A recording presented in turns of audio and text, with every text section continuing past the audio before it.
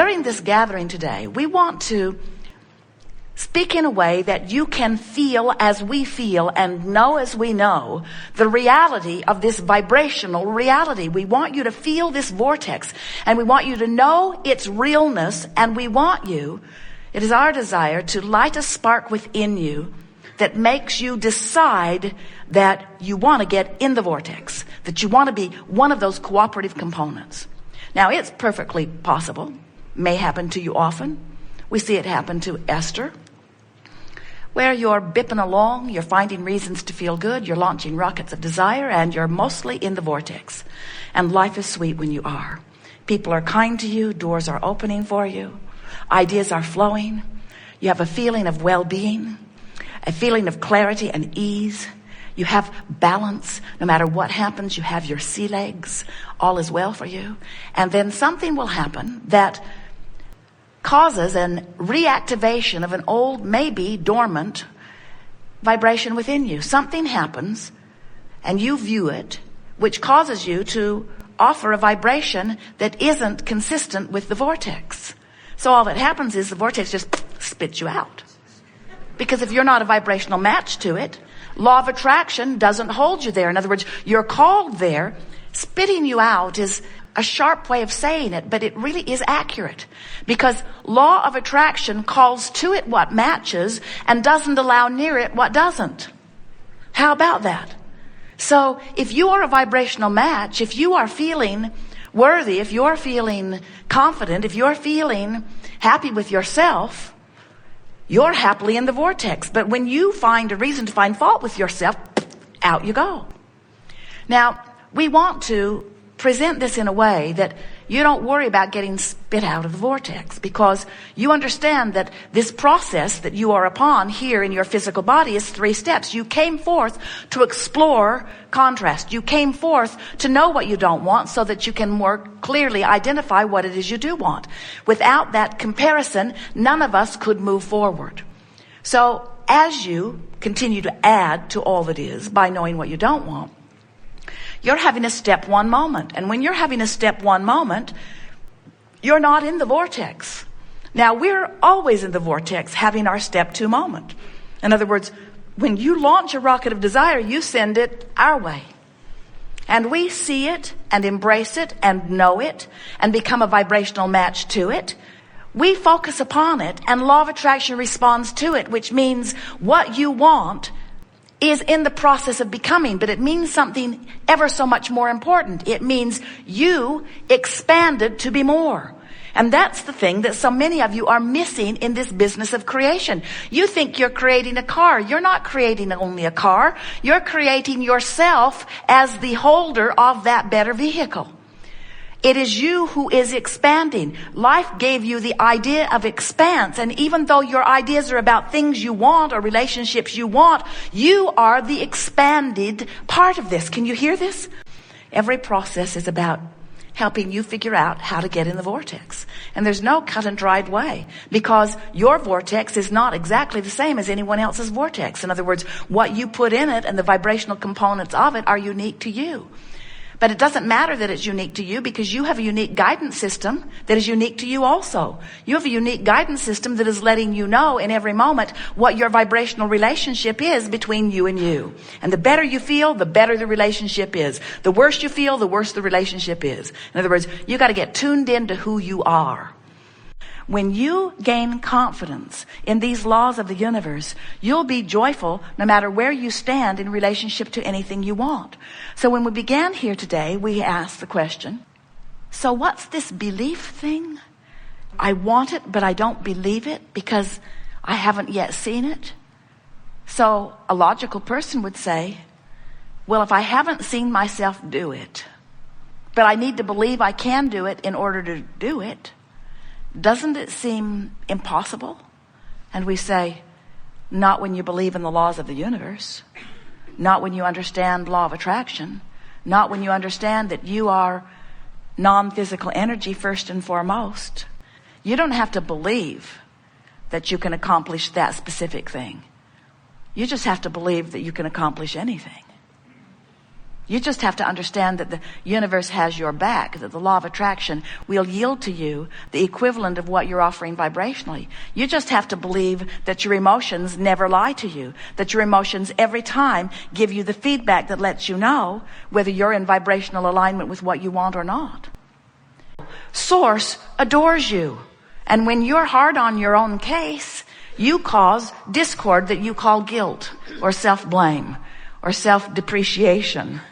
In other words, when you are focused upon yourself in a negative way, you are performing the ultimate separation of self. That's why it feels so awful.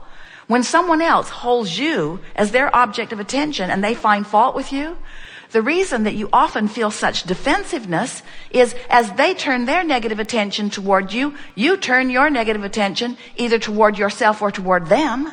And now you're using this experience as your excuse to not see this world through the eyes of Source. And when you don't, you feel crummy every single time. It doesn't matter how valid your argument is against anything. When you push against unwanted things, you activate unwanted things in your vibration and they clash with your wanted things. This is a universe that's based upon law of attraction. It's an inclusion-based universe, which means you can't exclude anything. You cannot push anything away in an inclusion-based universe. So when you see that thing you don't want and you shout no at it, it's exactly the same thing as saying, yes, thing I do not want, come to me. When you see something you want and you say yes to it, it's like saying, come to me, this thing I want. So when you realize that you get what you think about, whether you want it or not, then you begin to set forth a different criteria about whether you give your attention to it. And that really is what art of allowing is. Art of allowing is accepting that you are source energy at the same time that you are physical. Do you? Art of allowing is acknowledging that that larger non-physical part of you is pulsing with the fullness of all that you have become and is holding this position of the best that you are.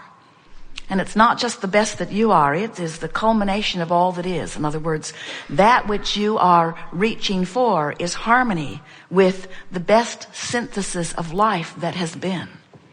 Source, or what man often wants to call God, is in an eternal state of appreciation or becoming. And when you get into the flow of that, when you consciously turn your attention toward that beingness, and you care about your alignment with it, now your path is never confused. You never wonder what to do. You just know. You just know the thread to follow is the thread that feels good, not the thread that's written down, not the thread that's most popular, not the thread that's on CNN, not the thread that your family is speaking to you, not the thread that's on the online chat group necessarily. In other words, the thread that you're wanting to follow is the thread that feels like it has the most life in it. The thread that feels the friskiest, the thread that feels the happiest, the thread that feels the most interesting, the thread that feels the most exhilarating, the thread that feels the most life-giving. You know those people that when you're with them, they just breathe life into you? They're just tuned in, tapped in, turned on, and when you interact with them, you feel better for your interaction. That's the thread you want to follow. Good. Our desire as we chat with you from the hot seat is to prepare and shine a spotlight on a more obvious path for the purpose of luring you into alignment with who you are. And we are going to refer to this place that we are luring you as the vortex of that which is really you. It is the vibrational reality that exists before any physical reality ever comes about. It is the reality that is the preface or the pre-paving of everything that you know. It is a reality that you can take to the bank. We are not kidding you. It is a reality that is real. It is a reality that you can feel with your enthusiasm and your love, but you may not necessarily be able to see it unless you are in it. So over time, we've offered many different analogies, but our favorite one so far is this. So you are source energy, and a part of you comes forth into the physical, while the larger, far and away, the larger part of you remains eternally and non-physically focused, as source always does. Source, get it? Source Some say, Abraham, why doesn't Source come forth and be physical if Source thinks we should like physical so much? And we say that's like asking the electricity in your wall to come forth and be the toaster. Sometimes the toaster is happy that there's electricity coming through the wall, you see. And so it's the same thing. Source is Source, and you are an extension of Source out here on the leading edge. So here you are out here on the leading edge as extension of Source, exposing yourself to new ideas and launching constant new rockets of desire, which the Source within you embraces and becomes the vibrational equivalent of immediately.